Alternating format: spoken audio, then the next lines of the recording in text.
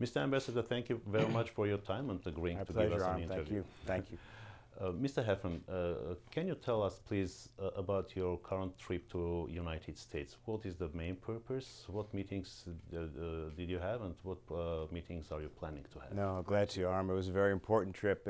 It's my second time back where I've toured communities in the United States with large diasporan population, large Armenian American populations. Started in Los Angeles for a couple days, 2.5 days. Then I did a couple days in Boston, then a couple days in New York. And the main purpose of the trip was to reconnect with diasporan groups and universities, the churches, to establish partnerships with them, to work together with them in Armenia. So the idea is to work on public-private partnerships and other kinds of partnerships to improve our relationship with Armenia and to increase our impact. What we do now, the Secretary, starting with Secretary Clinton and also USAID with Mr. Shah, are encouraging embassies and USAID missions all over the world to try to double our impact and our presence in friendly partner countries by working with local organizations or private sector companies or international organizations to find partners that are trying to accomplish the same goals that we're trying to accomplish in a country like Armenia, a country in transition that's trying to find its way in the 21st century. And so that's what we're trying to do, is to find those partners who will work with us for that purpose. So which spheres are more important for Armenia to cooperate? I mean, every sector, of course, is important, but my focus in my 2.5 years in Yerevan has very much been on deepening our economic relationship, trade and investment. It's my view that what Armenia really needs now and would really help our relationship would be economic opportunity, jobs, basically, economic opportunity for the Armenian people, especially the Armenian people outside of Yerevan, in the Marses, in the regions. There is a serious job shortage in the rural parts of Armenia, and that's one of our major goals at the embassy now and USAID now, is to create opportunities in those areas.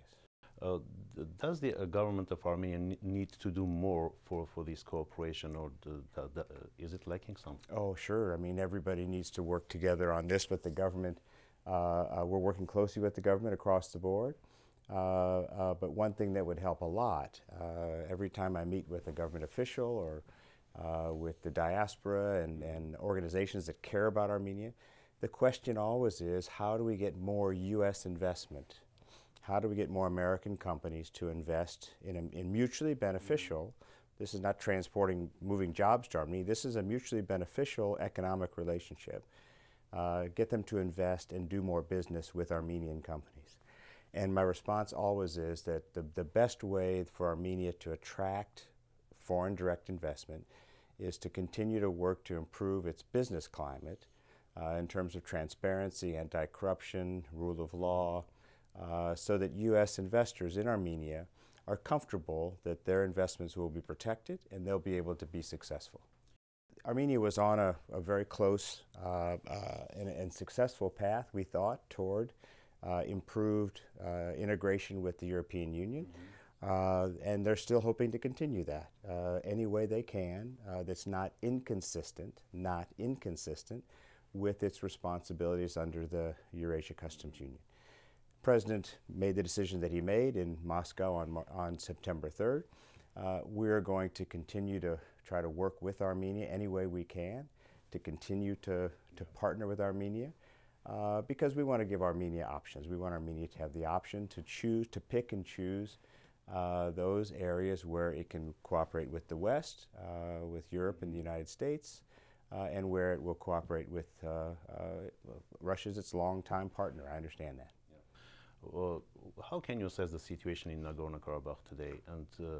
And can one call it a stalemate? And I want to remind, to quote a line from U.S. Minsk Group co-chair Mr. Walrick, which was an article in the website of the embassy, U.S. embassy.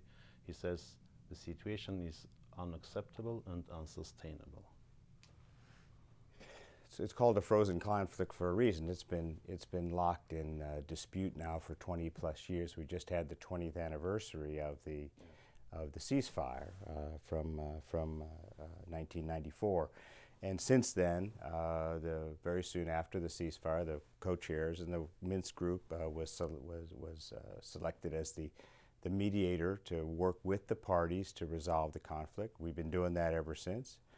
We're still working very hard on this. Jim Warlick, Ambassador Warlick, is our co-chair, as you said, and he is committed full-time to this job. And he's been instructed by the Secretary and Assistant Secretary Nuland to push very hard and to push both sides, Baku and Yerevan, push them outside of their comfort zone to try to break the current, I think impasse or stalemate is an appropriate word.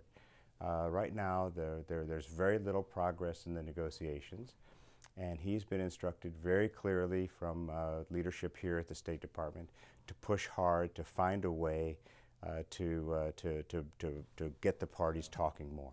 Yes. Can you comment on the Russia arms sale to Azerbaijan? I mean, again, I'm the ambassador to Yerevan. I'm not the ambassador to Azerbaijan. I don't know the details of what different countries are doing with Azerbaijan. I can say that the Minsk group co-chairs, in many of their statements have been very critical of bellicose rhetoric, destabilizing arms purchases, and a number of factors, provocative actions by either party. They've been very critical of those kinds of actions, and I'll have to stick with the co-chair statements. Does the U.S. Embassy in Armenia do something for return to the reconciliation process between Armenia and Turkey? Reconciliation process? Absolutely. That's one of our top goals. We think that getting the border open, Turkey closed the border, and it's up to Turkey to reopen the border. We're pushing very hard for that to happen. The protocols, the Turkey-Armenia reconciliation protocols in 2009 were designed for that purpose and not linked to any other issue. It was a very courageous decision in both governments to sign those protocols. We're still hopeful, although it's now been 5 years, that Turkey will find a way to ratify and implement those protocols. But absolutely, we're working on track 2 diplomacy, cross-border, people-to-people exchanges. We're trying to find opportunities for dialogue between Turkish and Armenian leaders, wherever we can encourage them to talk to each other, to resume a meaningful dialogue. All that we're trying to do, the embassy and State Department here in Washington, and Embassy Ankara as well, of course. As an important ally for Turkey, can or should America encourage a Turkish president to visit Armenia on April 24th, 2015, when we commemorate the 100th anniversary of the Armenian genocide? Because the president of Armenia has invited already. I saw that in the news yesterday. Obviously, Turkey will make its own decision about what it wants to do next year for the centennial and how it wants to, what stance it wants to take. Prime Minister Erdogan's statement this year was a step forward. Armenians strongly feel that more needs to be done. We're continuing to try to be helpful any way we can. President or Prime Minister in Ankara will have to decide how they're going to respond. Would you like to add anything? Yeah, I did want to say one last thing. Your question on the economic relationship. I want to expand a little bit on that because since the September 3rd decision to join the customs union, the President Sargsyan, has sent some really important signals to us, to the United States and to Western Europe, that he and Armenia want to remain partnered with us. He opened the skies, liberalized the civil aviation, which has improved air traffic, many more passengers coming in, double-digit increases in passenger traffic into Yerevan since then, into Armenia. And also, he announced a decision to award a contract to a U.S. company, Contour Global, to purchase a very important hydropower station in Sunik Mars at Vorotan. And that was a very important investment, is a very important investment. It's by far the largest U.S. investment ever into Armenia, about $250 million in total, huge investment.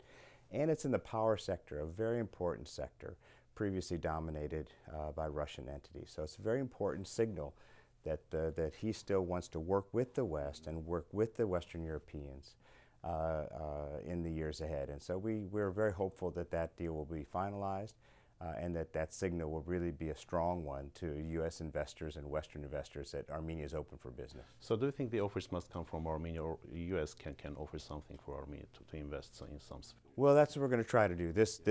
Concluding this deal, and it's very close to concluding now, would be a huge signal to Western investors that Armenia is open for business. It would help me a lot in my effort to deepen our economic ties. But Armenia obviously has more to do as well, as we talked about earlier on the business climate. Okay? Mr. Ambassador, thank you very much. Thank you. Thank you for your time. Thank you for your interest. I appreciate it very much.